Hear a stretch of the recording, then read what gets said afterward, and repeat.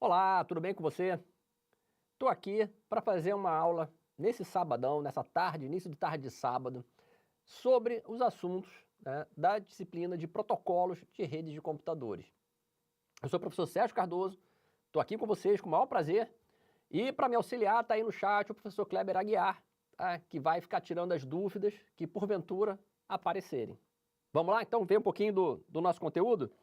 Bom, o que eu vou falar com vocês aqui? Qual é a revisão que eu vou falar com vocês? Bom, então primeiro, como vocês conseguem ver aí, vou falar um pouquinho, né, sobre protocolos na camada de aplicação, dar uma visão geral, né, reforçar em alguns pontos principais, né, do HTTP, FTP, acesso remoto, correio, DNS, DHCP, vocês veem, são vários protocolos na camada de aplicação. Dar um overview também dos principais pontos, né, relacionados à camada de transporte e também à camada de rede. Então, uma visão geral, auxiliando vocês, né, a entender todo esse processo de comunicação. Bom, primeiro, vamos lá. O que é o papel, né, da camada de aplicação, né, nesse processo, né, de troca de informações, né? A camada de aplicação está responsável ali para oferecer acesso aos diversos serviços de rede. Então, por exemplo, você agora que está assistindo essa aula, você está utilizando um programa da camada de aplicação. Tá?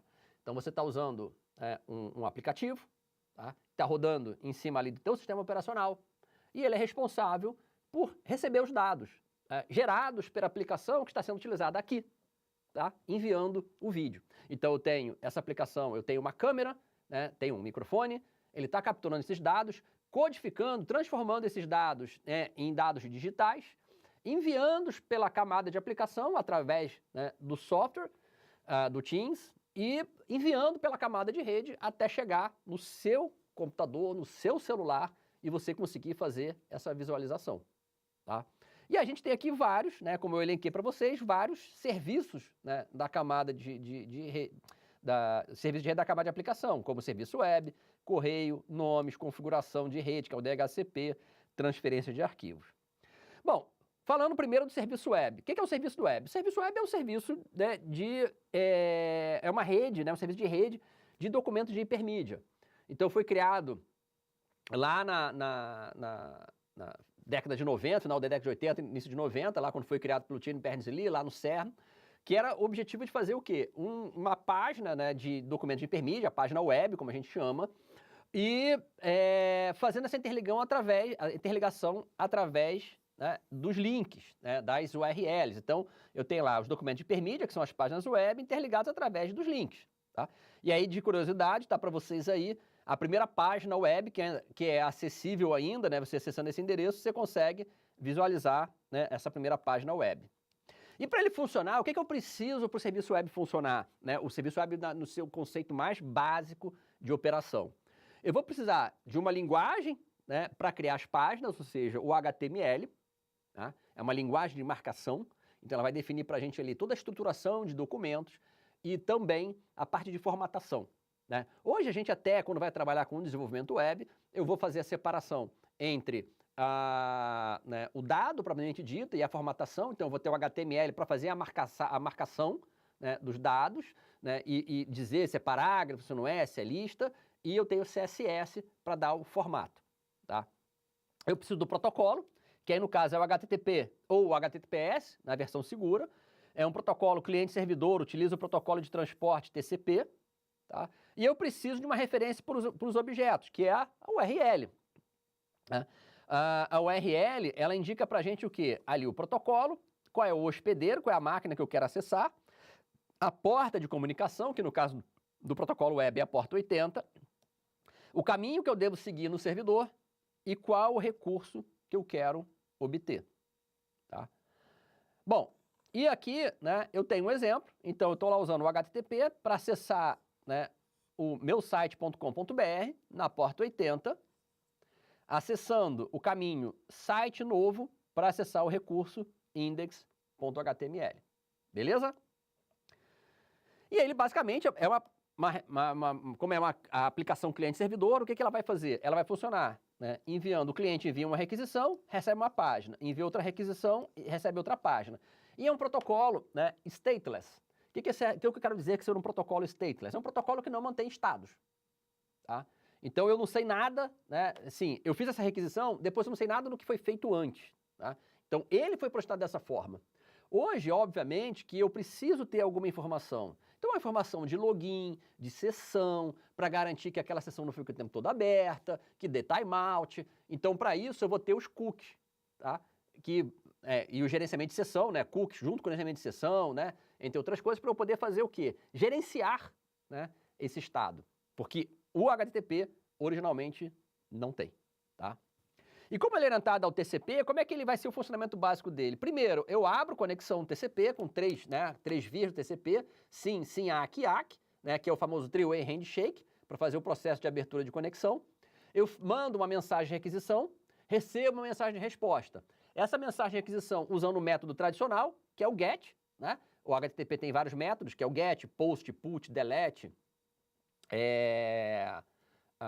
PUT, DELETE, READ, CONNECT, né? Então, mas o básico que é para fazer o pedido da página é o GET. Então, eu faço um GET pedindo um determinado arquivo HTML, ele vai mandar para o servidor vai receber tudo isso via lá o socket, né, de recepção, processa, né, aquele pedido, pega a página e responde aquela página. A página pode estar pronta já, ser uma página estática, o HTML pronto, ou pode ser uma página gerada dinamicamente, né, do lado do servidor, como o lado do cliente. A gente tem um lado, né, o Service Script Side, né, então os scripts do lado do servidor, e eu tenho o cliente Server Side, que são scripts do lado do cliente. Então, ali no caso, eu posso gerar, né, com script em Python e PHP, e no caso lá no cliente, usar um JavaScript para eu poder fazer alguma customização naquela página. Então, a ideia é essa, abro conexão, faço o pedido, fecho conexão. Hoje, né, isso aqui seria o exemplo de uma conexão não persistente, que seria um pedido por página, por conexão, mas hoje a gente trabalha com a conexão, uma conexão persistente. Então, eu abro conexão, peço vários objetos e fecho a conexão para poder fazer, né, essa comunicação. E aí, quando eu quero trabalhar isso de forma segura, né, porque o HTTP, ele é um protocolo que trafega tudo em claro, né? Se eu quero fazer com que tenha segurança, eu vou usar o HTTPS. O que é o HTTPS? Ele é basicamente o HTTP, só que eu vou colocar embaixo dele uma subcamada com SSL ou TLS, dependendo da versão ali que você estiver trabalhando, né, que vai fazer o quê? Ele vai pegar todas aquelas mensagens enviadas, geradas pelo HTTP, e vai enviar de forma encapsulada, né, criptografada, né, através da rede, para garantir com que haja, né, segurança. Isso é uma visão geral que eu falei com vocês do HTTP. Vamos dar uma passada agora no FTP. FTP, um protocolo que é utilizado para transferência de arquivos. Tá? Você vai dizer, mas o HTML eu também estou transferindo arquivos. O HTML, o HTTP. Sim, tá. Mas ali você está transportando basicamente arquivos de HTML, né, ou qualquer outro arquivo que tem que, em tese, ser transformado em texto para poder transmitir, porque o HTTP funciona em texto. O 2 já permite trabalhar de forma binária, mas até 1.1 totalmente texto. O FTP não, a ideia dele é que eu quero transferir arquivos da minha máquina local para a máquina remota ou vice-versa, e qualquer tipo de arquivo, né, também é uma arquitetura cliente-servidor. E uma característica interessante quando a gente fala do FTP é que ele trabalha com duas conexões, né? Eu tenho uma conexão de controle e uma conexão de dados. Então, como é que vai ser isso? Eu, quando conecto a um servidor de FTP, eu abro uma conexão, né, de controle para eu poder mandar os comandos, fazer interação, como navegação no diretório, solicitar um arquivo, enviar um arquivo, apagar um arquivo, fazer alguma coisa naquele sistema, naquele file system remoto. E quando eu faço o processo de transferir o arquivo, seja enviando para o servidor, ou seja, recebendo do servidor, eu abro uma nova conexão, tá? Uma conexão de dados, e aí quando a gente fala das portas, a porta 21 seria a porta para o controle e a porta 20 para a porta de dados. Porém, esse processo, né, ele, da porta 20 e tal, ele vai depender do modo que ele vai trabalhar. Na hora de fazer a transferência de arquivos, eu tenho duas formas. Eu tenho o modo ativo e o modo passivo. Isso está relacionado ao comportamento do servidor. Vamos lá olhar aqui. Ó. No modo ativo, quando eu for fazer pedir a transferência de arquivos, o que eu vou fazer? Né? O cliente, né, ele vai mandar, né, os dados, né, o pedido lá de transferência, vai informar a porta para poder o servidor fazer a conexão, e o servidor é que abre conexão. Ele abre, né, a conexão saindo da porta 20 que eu acabei de falar com vocês, e vai fazer a conexão na porta informada pelo cliente. Então, o cliente vai dizer, olha, conecta na porta 5151, tá? Então, vocês vejam que é o servidor abrindo conexão com o cliente, tá? Isso é o modo ativo. O outro modo de você atuar é o modo passivo, que é o que está aqui do lado direito. No modo passivo, né, o cliente diz que vai atuar no modo passivo e o servidor, ele indica qual é a porta que o cliente vai abrir conexão com o servidor, tá? Então, o servidor fica passivo. Ele só diz, olha, abra a conexão nessa porta. No caso aqui desse exemplo, na porta 3267. Então, o cliente FTP, o que ele vai fazer? Ele vai abrir conexão na porta 3267 e vai fazer a transferência de dados. Então, veja que a diferença, que muita gente tem confusão, né, em relação a esse modo passivo e ativo, está relacionado a isso. No modo ativo, o cliente informa a porta que ele vai usar para a parte de dados, o servidor, de forma ativa, abre conexão com o cliente.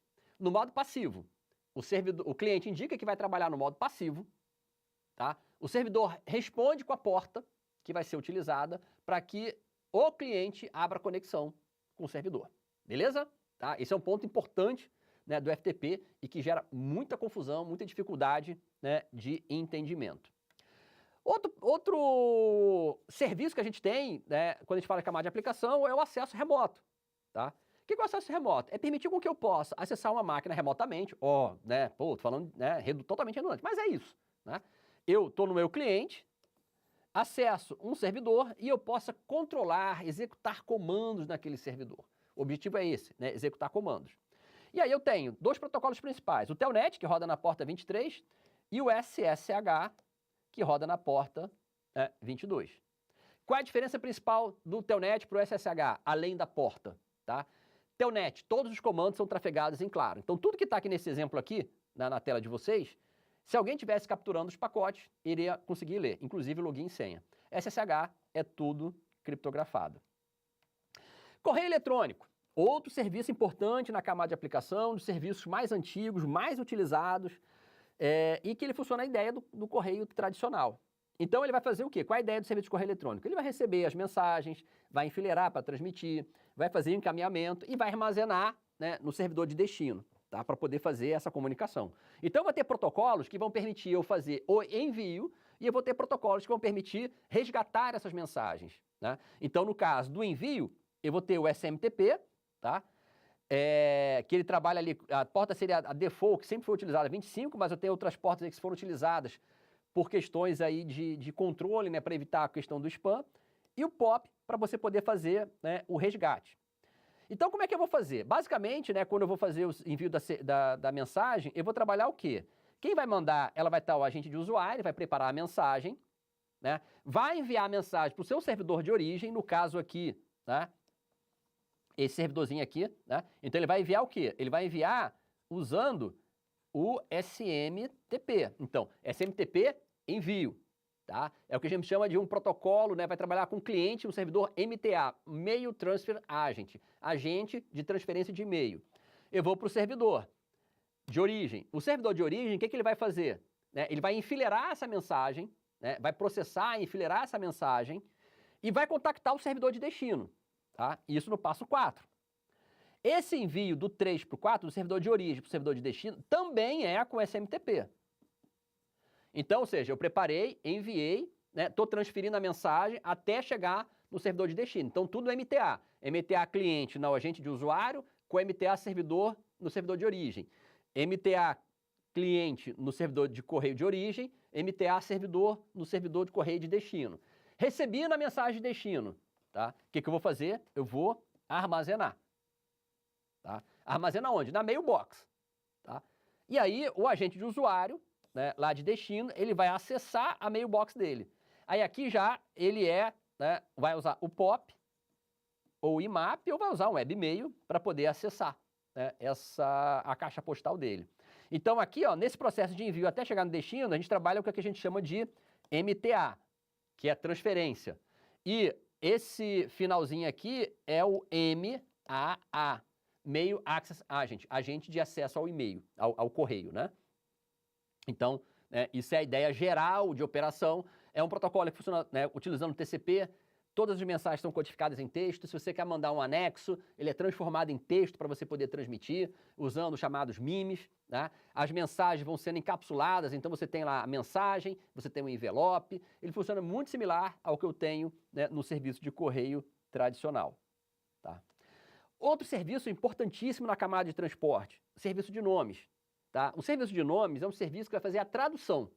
Porque a gente não sabe o nome, a gente não sabe, melhor dizendo, a gente não sabe, não, a gente sabe o nome, a gente não sabe o endereço do que a gente quer acessar. Tá? Eu pergunto para você, qual é o endereço do Google? Né?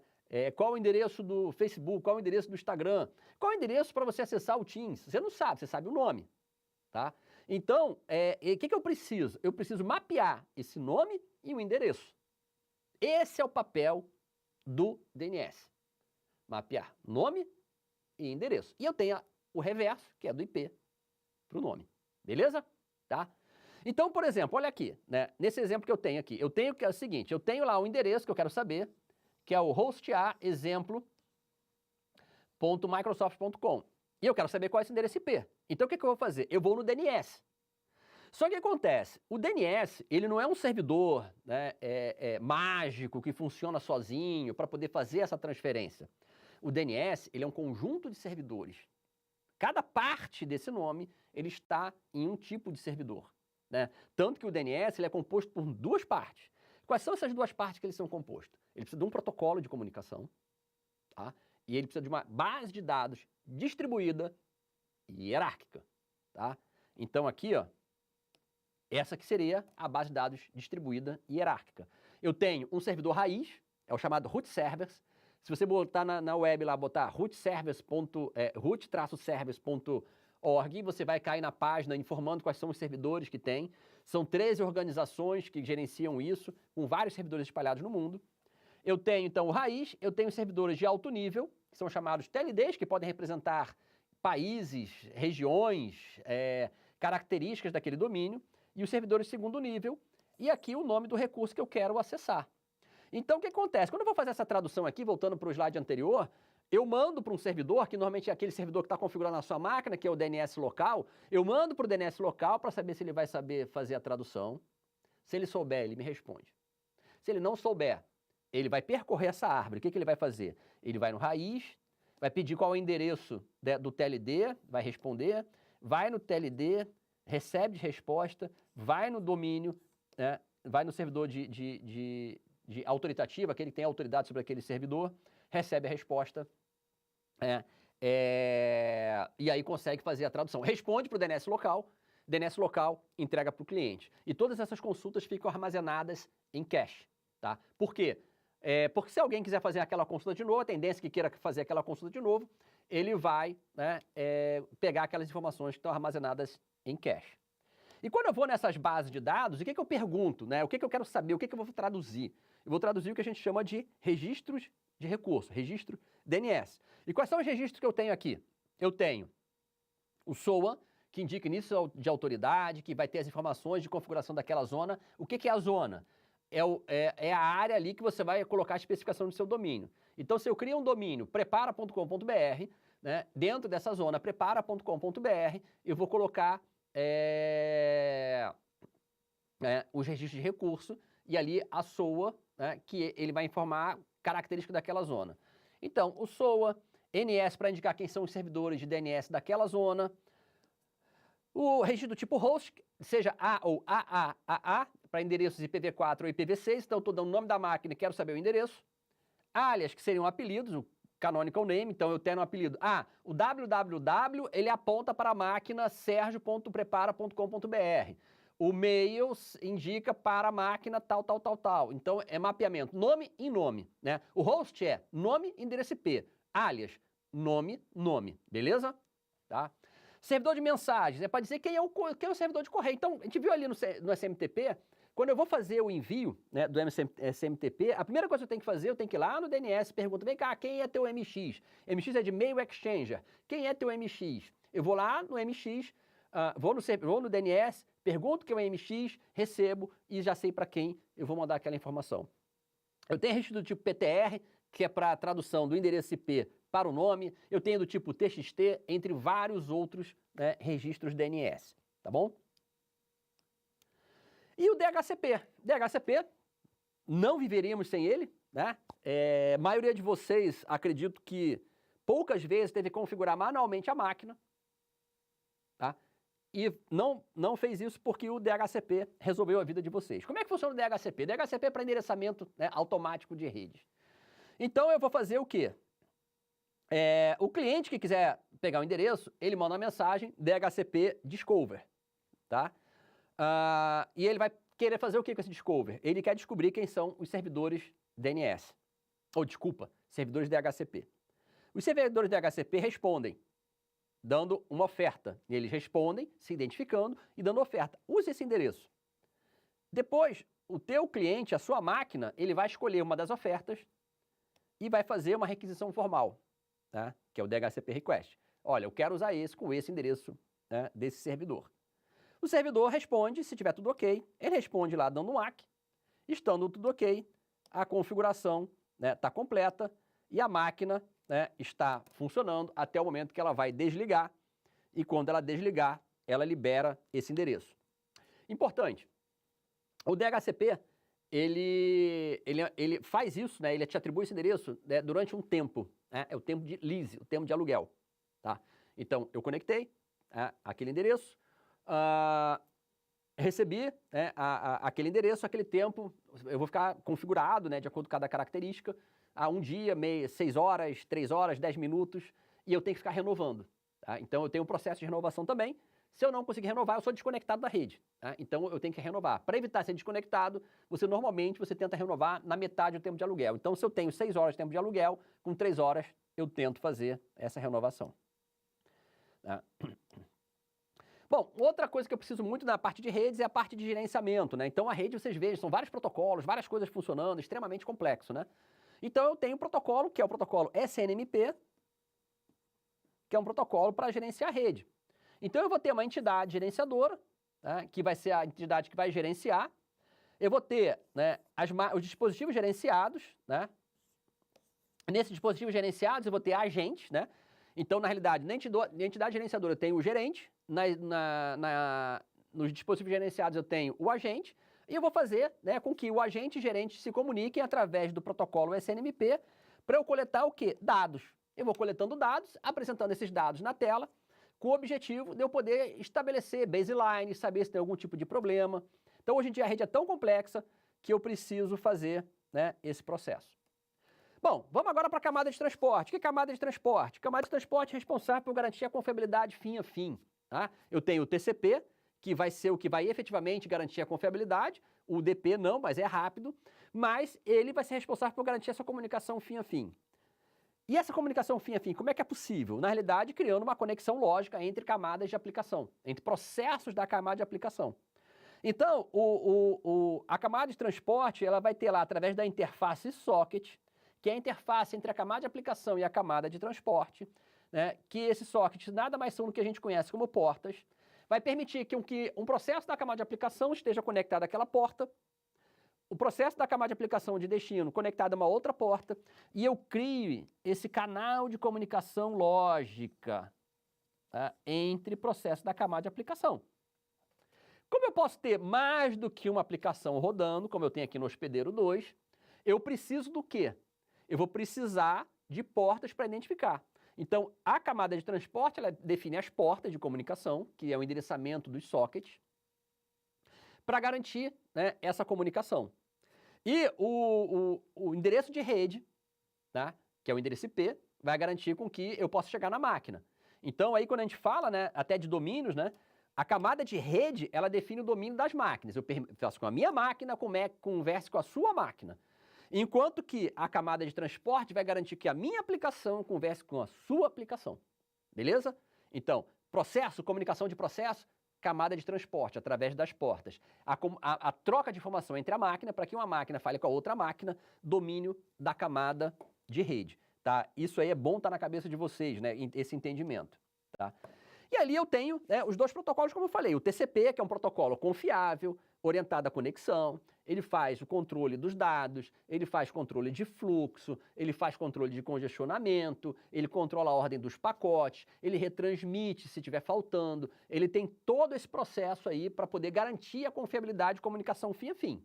Para isso, ele precisa desse cabeçalho gigantesco, com muitos dados, para que eu possa garantir. Então, o que eu tenho ali? Eu vou ter a porta de origem, porta de destino, eu tenho lá o número de sequência, eu tenho o número de reconhecimento, todas essas funções para eu poder garantir a comunicação. Já o DP, ele é um protocolo não confiável, tá? Então, basicamente, veja que o cabeçalho DP, que é esse que está aqui, ó, ele só tem 4 informações: porta de origem, destino, tamanho e soma de verificação, que seria para fazer uma verificação, um checksum, tá? Por que eu preciso dos dois? Porque tem aplicações que querem confiabilidade, querem que todos os dados sejam entregues de forma correta, então o TCP é o protocolo adequado para isso. O UDP é um protocolo não confiável, ele dá velocidade. São aplicações que não querem, né, não precisam de confiabilidade, então você usa o UDP para garantir isso, tá? Bom, beleza, então vamos lá. Já vimos a camada de aplicação, né? A camada de aplicação com os diversos serviços, que consome o serviço da camada de transporte, usando o TCP ou o UDP, então lá, web, correio, telnet, lá o acesso remoto, FTP, tudo usa o TCP, porque precisam de confiabilidade. DNS e SNMP, por exemplo, o DHCP, eles precisam de velocidade e toleram perdas, então vão usar o DP, beleza? Então a gente viu a aplicação, consome o serviço da camada de transporte, a camada de transporte faz essa comunicação, esse canal lógico de comunicação, né, entre os processos da camada de aplicação. E aí a porta permite essa comunicação.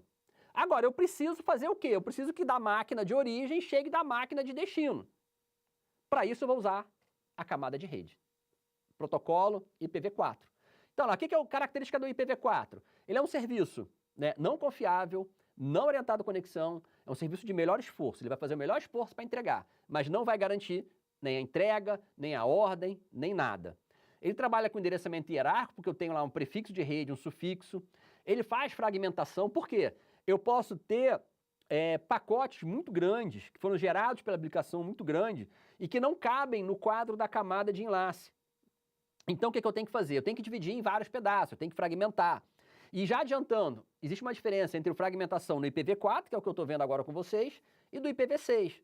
No IPv4, a fragmentação pode ocorrer em qualquer pedaço da rede. O IPv6, somente na origem, tá? Ele faz uma identificação da importância do datagrama, nível de confiabilidade, apesar que normalmente não é tratado, né? Ele precisa identificar qual é o protocolo da camada de transporte. Ele trabalha com roteamento, né, dinâmico, né, para que você possa fazer o encaminhamento, né, dos pacotes, e também faz, né, com o descarte e controle de tempo de vida, para evitar que tenha um loop de roteamento e aquilo ali possa rodar na rede, né, o tempo todo. Então aqui eu coloquei para vocês só, né, para vocês terem uma visão do cabeçalho IPv4, né, aonde eu tenho ali os endereços, o endereço IP, né, de origem e destino, e várias outras informações. E até por que eu coloquei isso aqui? Porque uma diferença que eu tenho do IPv4 e IPv6, é muito comum que a gente só se fale, o IPv6 veio porque tem pouco endereço, acabou os endereços de IPv4, mas na realidade quando o IPv6 veio, ele não veio só com o intuito de tratar essa questão da falta de endereço. Ele teve que tratar também isso aqui, olha só, a quantidade de informação, versão, tamanho do cabeçalho, tipo de serviço, comprimento total, identificação, fragmentação, tempo de vida, que é o TTL, qual é o protocolo da camada de transporte, verificação de cabeçalho. Então o IPv6 que ele vai fazer? Ele vai enxugar isso, tá? Para que eu tenha menos informação e eu tenha um cabeçalho fixo, porque vejam que o cabeçalho, né, do IPv4 é tamanho variável, de 20 a 60 bytes. Isso traz um overhead a mais, traz um processamento a mais, né, enquanto que no IPv6 vai ser tamanho fixo. Isso melhora a questão de processamento, tá? Bom, e o endereço IPv4 é um endereço formado com 32 bits, né, são 4 bytes, separados, né, por ponto na notação decimal que a gente usa, né? Um byte, ponto, outro byte, ponto, outro byte, ponto, tá? Que nem vocês conseguem visualizar aqui, ó. Então eu tenho o quê? Eu tenho 32 bits, que está aqui, ó, né, colocado. Eles normalmente são escritos em 4 grupos de 8 bits, ou seja, 4 bytes, tá? E usando na notação decimal, né? 192.168.11, né? E a gente visualiza normalmente escrito dessa forma, né? 192.168.12. Esses endereços, originalmente, eles foram criados, eles foram definidos, né, no que a gente chama de endereçamento classful, baseado em classe, tá? Aonde, né, eu tenho 5 classes, classe A, B, C, D e E, tá?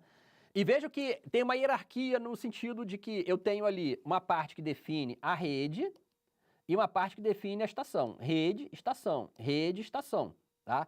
Tirando a classe D e a classe E, que eles têm características específicas. A classe D, ele é um endereço multicast. O que é um endereço multicast? Qual é a diferença que eu tenho desse endereço multicast? Multicast é um endereço que eu tenho uma comunicação de 1 para muitos, enquanto que os outros endereços são do tipo unicast, 1 para 1, tá? Eu falando com você. Multicast, eu falando com o grupo, eu falando com a turma, tá? Se eu falar com a turma inteira, é broadcast. Se eu falar com um grupo, multicast, tá? Então, multicast é um grupo, né, que eu tenho de comunicação. Voltando aqui para né, nossas classes de endereço, então vejo que na classe A, B e C, o que vai variando? Vai variando o tamanho do prefixo. Aí é aqui que eu quero falar em relação ao que eu falei agora há pouco, da hierarquia. Eu tenho a hierarquia de endereço, que eu tenho prefixo, sufixo, prefixo, sufixo, prefixo, sufixo. Então eu vou variando. O que eu vou fazendo? As classes vão aumentando a quantidade de bits para rede e diminuindo a quantidade de hosts. Isso vai fazendo com que eu tenha mais redes e menos hosts, tá?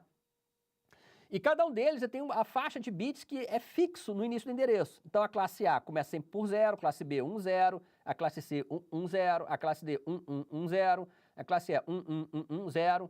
Isso define pra gente o quê? A faixa de endereços. Agora, essa formatação desse jeito, ela é ineficiente, né? Porque, por exemplo, classe A, eu tenho 7 bits de rede com 126 redes possíveis, né? Eu não posso usar nem a 0 nem a 127. No caso da classe B, eu tenho lá 14 bits, então 2 elevado a 14. Então são poucas redes, então isso é ineficiente. Então o que foi feito? O que é a evolução da rede? A gente passou a fazer o quê? Eu peguei meu endereço, passei a trabalhar com máscara de subrede. O que a máscara de subrede faz? Ela pega aquela rede e divide em subredes. Quando ela vai fazer essa divisão em subredes, ela pega parte do que era endereço de máquina, do host, e passa a trabalhar para como se fosse subrede, para eu poder identificar várias subredes. Então, inicialmente, a máscara fez isso. Né? Eu pego a máscara, pego a parte que é relacionado a host, né? Roubo, entre aspas, endereço de host, para eu poder fazer o quê? Tá? Para eu poder dividir em subredes. E com isso, eu consigo ter mais subredes por cada classe de endereço. E cada uma delas com menos endereço, porque eu preciso de poucos endereços. Só que, inicialmente, todas as subredes eram de tamanho fixo. Aí depois a gente criaram a ideia do VLSM, Variable Length Subnet Mask, né? Máscara de comprimento variável, permitindo com que eu pudesse combinar, né, subredes de tamanhos diferentes, com máscaras de formatos diferentes. E isso criou pra gente o que a gente vai ver agora aqui, que é o endereçamento classless, ou CIDR, né? Classless Interdomain Routing, tá?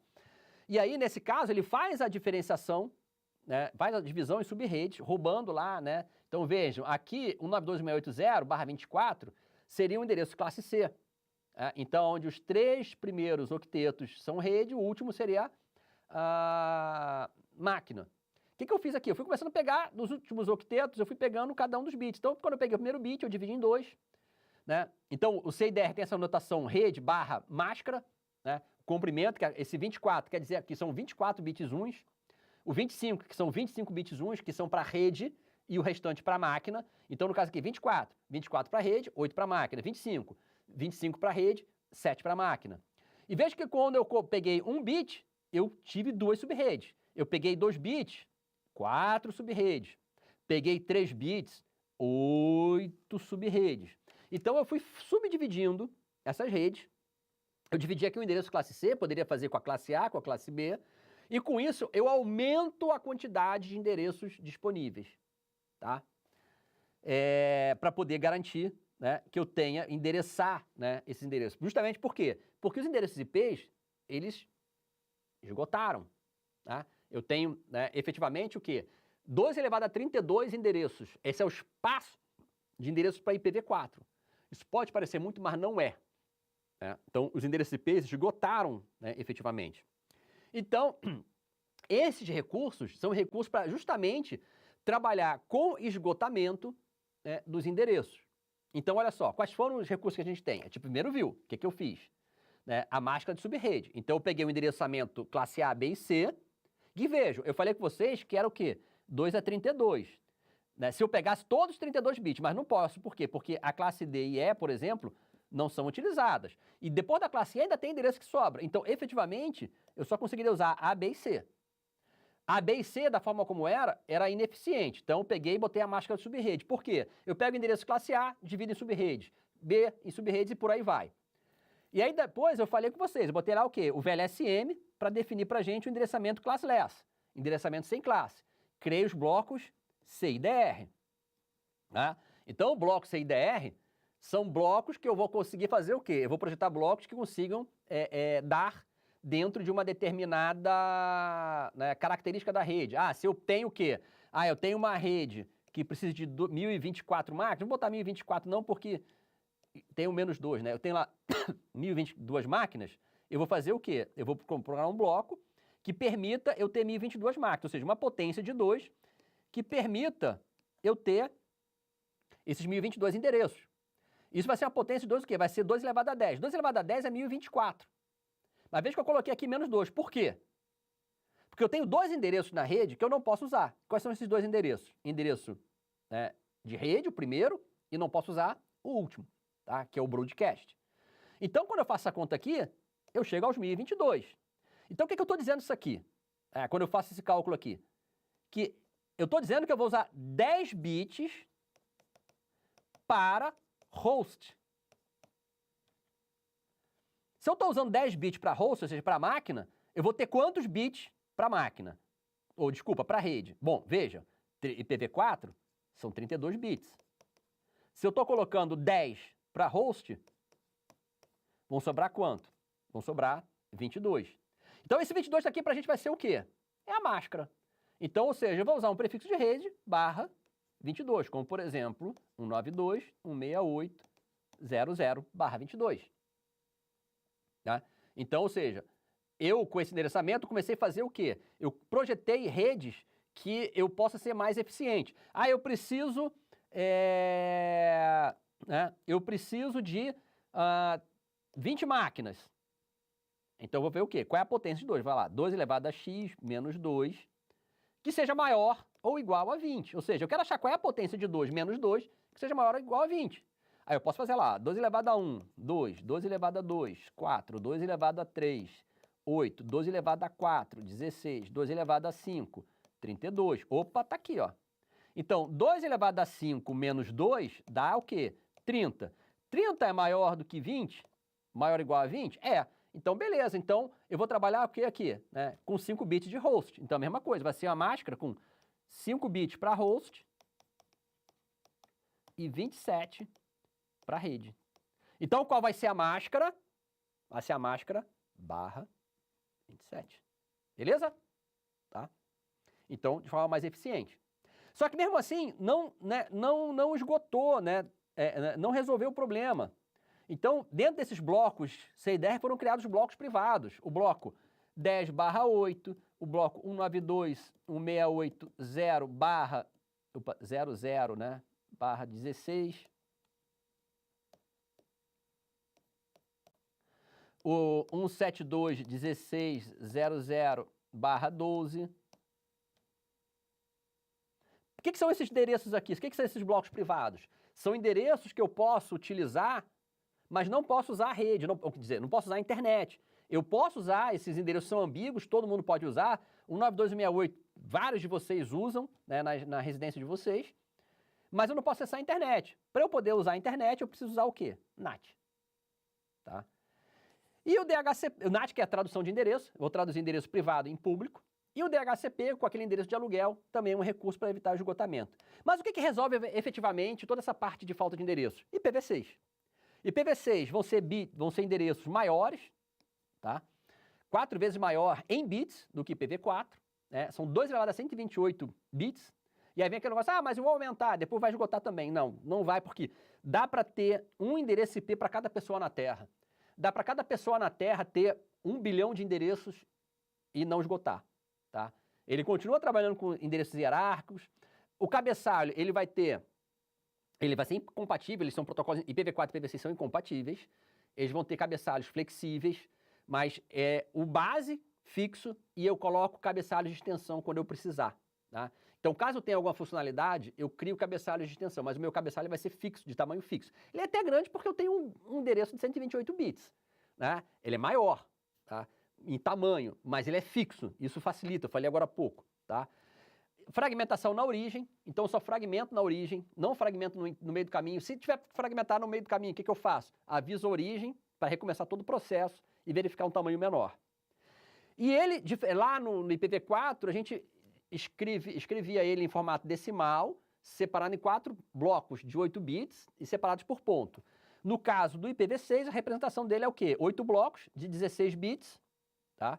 Em hexadecimal, ou seja, vai de 0 a F, ou seja, de 0 a 15, né?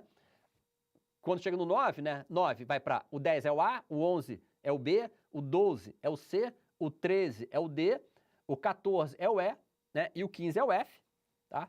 E fica essa anotação aqui, né? Esse endereço todo aqui, beleza? A gente aqui no caso do IPv6, a gente não tem mais o broadcast do IPv4 não existe aqui, tá? Eu tenho endereço unicast, multicast e ncast, tá? Unicast 1 para 1, multicast 1 para um grupo, ncast 1 para 1, mas de um grupo de máquinas, tá? Eu mando para o mais próximo que tiver de mim. Dentro de um grupo de máquinas, eu mando para o mais próximo, isso para garantir redundância, escalabilidade, né? Suporte aí a roteamento e tudo mais. E aqui o cabeçalho IPv6, como eu falei para vocês, olha, ele tem menos informação, tá? Ele é fixo, agora obviamente que os endereços são grandes. E caso eu queira fazer alguma coisa a mais, o que eu vou fazer? Eu vou trabalhar com os cabeçalhos de extensão. Então, por exemplo, quero usar um cabeçalho de routing para definir a home charge na origem, adiciono esse cabeçalho. Preciso fragmentação, adiciono um cabeçalho. Então, eu coloco esses cabeçalhos a mais, caso, né, eu necessite. Bom, e lembra, eu falei, IPv4 e IPv6 não são compatíveis entre si, mas eu preciso ter uma coexistência. Então, são criadas várias técnicas para eu poder garantir, né, essa existência. Uma delas, que tem que ser utilizada por todo mundo, que é a chamada pilha dupla, ou dual stack, que é o quê? Você basicamente tem os dois na sua máquina. Então, eu estou aqui no meu notebook é dual stack, ou seja, eu tenho IPv4 e IPv6. A maioria dos computadores de vocês são, tá? Por quê? Se eu precisar usar IPv4, uso IPv4, se eu precisar usar IPv6, uso IPv6. Como é que eu vou saber qual que eu vou usar? Lá no DNS, quando eu vou fazer a tradução de um recurso, tá? Se vier a resposta IPv4, eu uso IPv4, se vier a resposta IPv6, eu uso IPv6. Eu posso usar túneis, né? Ou posso usar, né, tradução. Túneis, eu vou criar túnel. Então, eu posso criar um túnel IPv4 dentro de uma rede IPv6, um túnel IPv6 dentro de uma rede IPv4, né, para garantir essa comunicação. Ou fazendo a tradução, fazendo a conversão de endereços. Normalmente, os túneis, eles são soluções stateless, que não mantêm estado, são mais simples, né, e são as preferenciáveis. Então, vamos lá, aqui, ó, pilha dupla, sempre, né, você vai ter que usar. Túneis, seria os túneis stateless, sem estado, os preferenciais. E tradução, a maioria delas vão ser mais focadas até para soluções stateless. É bom evitar, stateful, né, que mantém estado, seria bom evitar. Mas, não tem jeito, às vezes eu preciso converter. Eu quero uma máquina IPv4 falar com uma máquina IPv6. Eu vou ter que fazer tradução. Eu quero falar uma máquina IPv4 com uma máquina IPv4. Passando uma rede IPv6, eu posso usar túnel. Eu quero uma máquina IPv6 falar com uma máquina IPv6. Passando uma rede IPv4, posso usar túnel. Mas é uma IPv6 falando com IPv4, eu vou ter que trabalhar com tradução. Então, por exemplo, com o DNS 624. Vou no DNS, tem faixa de endereço específico para poder fazer esse processo de tradução. Bom, gente, vamos dar uma olhadinha aqui. Eu trouxe para vocês, para esse finalzinho de aula aqui, eu criei um ambiente no Packet Tracer. O professor Kleber aí no chat pode até disponibilizar, que eu deixei com ele. Que eu tenho aqui, olha lá, um servidor de DHCP, um servidor de DNS, um servidor web, né, um servidor de FTP, que vai garantir para a gente, né, vai mostrar para a gente algum funcionamento. Então, por exemplo, vou abrir com o laptop. Tá? Isso aqui eu tenho que ter o Packet Tracer instalado, né, o Packet Tracer é gratuito, vocês conseguem baixar. Então, eu vou desligar aqui a minha máquina, né, eu vou iniciar a simulação. Né, então, você, por exemplo, liguei minha máquina, o que vai acontecer logo de cara? Tá? Ele vai começar a fazer o quê? Ele vai começar a fazer o processo do DHCP. Então, ele vai mandar, né, ele está conectando aqui ainda, vamos ver aqui. Deixa eu entrar aqui, pá. Opa. Clear, limpar a lista, vamos lá. Para ele poder fazer o quê? Ele pegar, né, o endereço. Deixa eu fazer aqui o seguinte aqui, ó. Em vez de pegar do desktop, do notebook, vou pegar aqui. Vou desligar a máquina, vou ligar. Aqui, ó. Ele manda aqui, ó. Ele está mandando DHCP, ó. Essa mensagem aqui é DHCP, para descobrir o endereço. Mandou para todo mundo. Olha só, reparem aqui, ó, que veja que o DHCP, ele ficou aceitando, os outros não aceitaram. Por quê? Porque ele chegou na porta do DHCP, né, para, né, poder fazer a tradução. Olha lá, aqui, ó, né, camada 7, olha lá, ó, DHCP Discover. Os outros descartaram, porque não tem o DHCP rodando, isso aqui aceitou. Ele vai, né, responder. Responde, né, foi para todo mundo, mas o DHCP veio aqui, né, pro cliente, aqui, ó, fez uma oferta, tá? Veja que a máquina não tem endereço ainda configurado, tá lá com 69254, que é o endereço da pipa. Ele vai fazer agora, né, mandou para o servidor de DHCP, viu que foi em broadcast para todo mundo, mas somente aqui o DHCP aceitou, tá? E ele faz aqui, ó, a requisição, DHCP request, tá? O servidor vai responder, né, para o cliente, tá, oferecendo, né, um endereço. Tá? A partir de agora, a máquina foi configurada. Então, a máquina agora, veja aqui, ó, ela apareceu com o endereço 92.168.100. Então, agora essa máquina tem um endereço configurado. Tá lá, o 92.168.100, né, DHCP, e com servidor de nomes. Quando eu quiser agora, vou dar play aqui, tá, para continuar, porque o laptop, como tinha mais um pulo aqui, ele recebeu agora, né, vejam que a mensagem de resposta, ela foi para todo mundo. Né, todas as mensagens do DHCP são broadcast, então foi até para o laptop, só que o laptop descartou. Agora aqui, ó, eu vou abrir o browser, né, na minha máquina e vou acessar o endereço. Então eu criei aqui um site, né, no servidor web aqui, ó, no servidor, opa, abri o DHCP, né, no servidor web, né, eu defini aqui, ó, nos serviços, eu vim no HTTP, né, eu tenho aqui as páginas configuradas, então tá ativo, né, então HTTP, as páginas disponíveis, né, tá on. E no DNS, servidor de DNS, eu fui aqui no DNS e configurei aqui o domínio, está vendo aqui, ó, prepara.com.br. Então eu tenho vários registros aqui, SOA, NS, e tenho aqui o www.prepara.com.br. Então quando eu abrir aqui meu cliente, digitar aqui, ó, www.prepara.com.br, obviamente que como o DNS, como tem um nome, eu vou precisar trabalhar o quê? O DNS. Então eu vou aqui, vou startar minha simulação. Então lá, go. Começou. Então lá, ó o DNS saindo aqui, ó. O DNS, tá? Ele vai sair dessa máquina, tá? Foi lá no servidor de DNS, olha lá, para fazer o quê? Para fazer uma query, fazer uma consulta. Aqui, ele já é um servidor com autoridade, então ele respondeu, então fez a tradução. Tá vendo aqui? Eu vou dar um pause. Ele chegou aqui, ó, fez a tradução. Então ele já sabe, ele recebeu a resposta. Agora, o que vai acontecer aqui, ó? Vai sair, tá, pedido de conexão do HTTP, por quê? HTTP funciona, né, orientado à conexão. Então vai ter o quê? Ele vai abrir conexão com o servidor, né, web, olha lá, está abrindo a conexão com o servidor web. Tá? Para poder efetivamente mandar agora o quê? O HTTP, para fazer a requisição. Então, olha lá, mandou a requisição, foi essa requisição no servidor web, o servidor web respondeu e chegou, né, no cliente.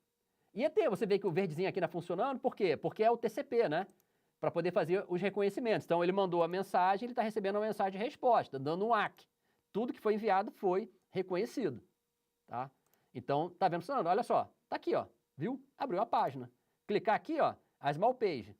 Foi lá o DNS, tá aqui esse pacotezinho marrom, tá?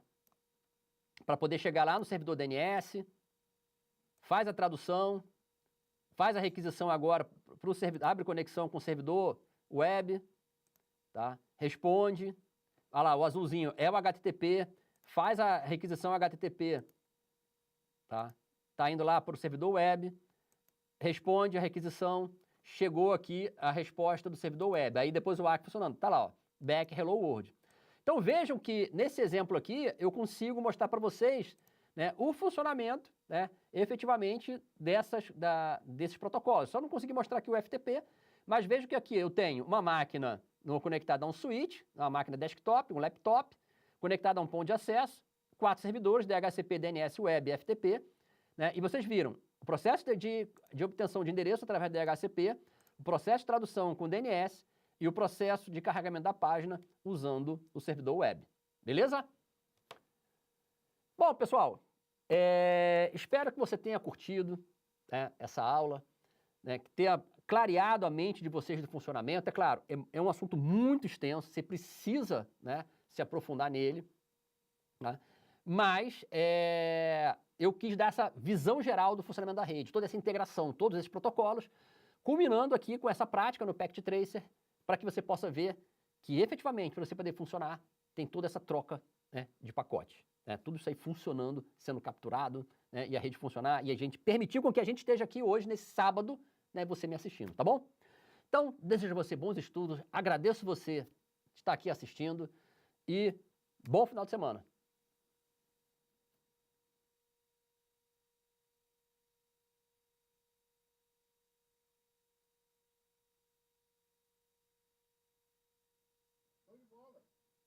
Finalzinho aí, acho que foi legal.